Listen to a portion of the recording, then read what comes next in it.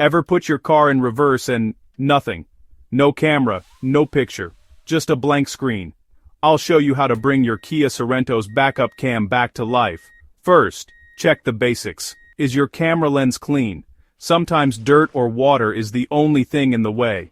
Give it a quick wipe and try again. Still blank? Next, turn your Sorento off, then back on. A simple restart can fix weird glitches. If there's still no image, look for a blown fuse. Open your fuse box, usually under the dash or in the engine bay. Use your manual to find the backup camera fuse. If it's blown, swap it with a new one. Now, check your screen. If it's just black, the camera cable might be loose. Gently push the connectors behind the screen or near the tailgate.